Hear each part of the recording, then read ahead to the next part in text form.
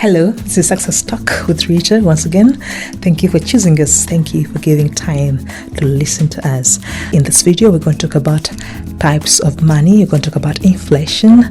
We're going to talk about the global economy and how it's affecting you, and so many other things. So let's move on. First, we need to know the types of money. The actual currency that we're using right now in day-to-day life is fiat money. This is the money that is authorized by the government. It only gets legal tender. It only gets that value from the government. Without that value, it's just a piece of paper, and that's what we call fiat money.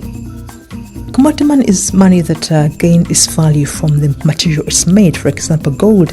Gold money comes from gold. Silver money comes from silver. So those are two types of money that you want to know about at this moment. There are so many other, but right now in this video, we're going to talk about two types of money.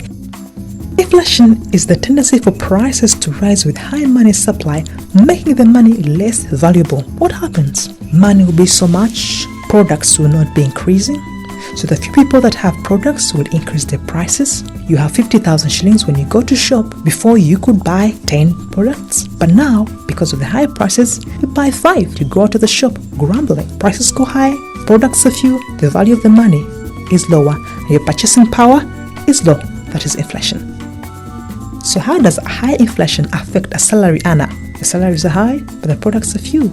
So what happens? You have money in your pocket, you'll not benefit from your increased salary. Instead, you'll have a high cost of living. Too much money, few things to buy. You grumble, and the disgruntled people will lead to political instability somehow.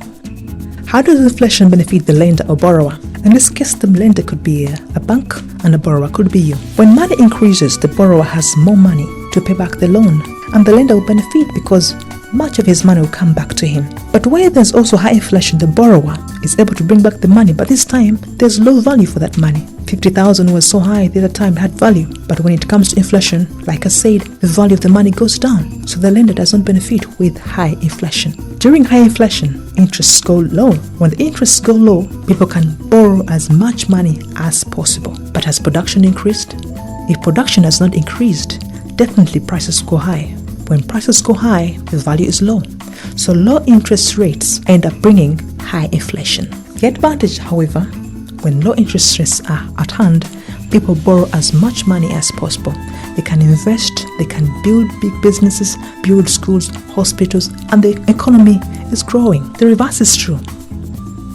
When we have high interest rates, few people can borrow money, few businesses take place, and few people can invest. The economy is slow. So low inflation somehow is a disadvantage. Where do you benefit? If you want to succeed, you have to master the market. Is there high inflation or low inflation? Because I've told you where there's high inflation, chances are that the cost of living will be so high. The cost of doing business might be so high also. But also, to the wise person, where there's money supply, many people are going to buy. When many people buy, then you have high revenue, high profits. So you might benefit somehow.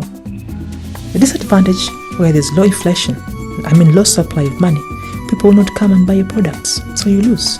Either way, you have to master the market. When is it that people come and buy?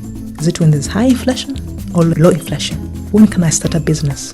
When people think the cost of living is so high, when they are comfortable with the cost of living? When people can trust the government, or when they mistrust the government? When can I set my business going?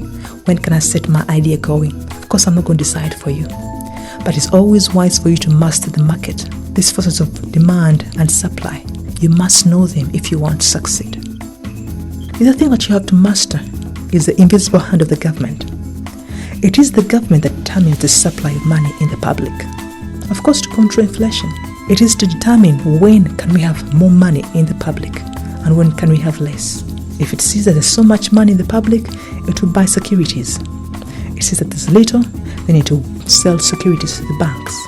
So you need to know that every money that comes in has an invisible hand, and that is the government.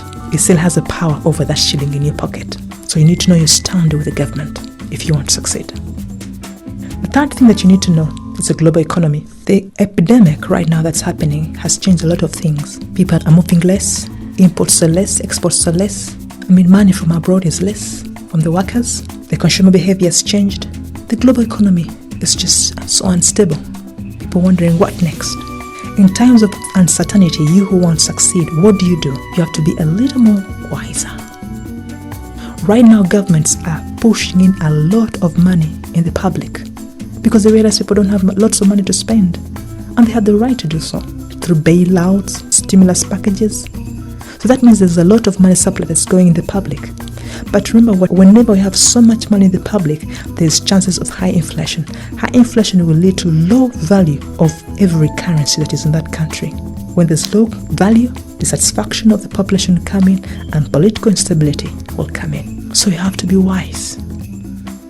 This currency that you have in your hands right now, how much value does it have at this time? Do we have to remain with fiat money, or we go back to commodity money? Do we have to bring in cryptocurrency or Bitcoin? The wise are watching for the opportunity. Wherever there's a crisis, there is an opportunity. What is the opportunity for you in this time? It must be out there. Search for it. Because the rich people have mastered how the things work, and they have manipulated their way throughout and been at the top because of that. Get inquisitive. Why is it that the people in the government are getting more richer than the people out of the government? Must we all go to the government? What is the secret that is in the government? Is it because they have the power over the supply of money? What is it? Be inquisitive. There must be something that you need to know. There must be a secret that you need to know. Can I make money outside the government? Yes. But how? How do the forces of demand and supply work for me? How does the bank work for me? Is it for me or against me?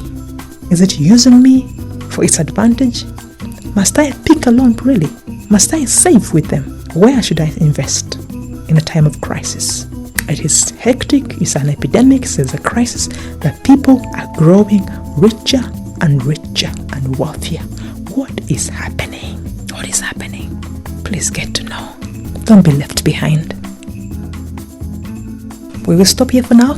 Thank you for listening to Success Talk with Rita. Catch you for our next lesson. To find out more, please send an email on successtalkrita@gmail.com. I repeat, successtalkrita@gmail.com.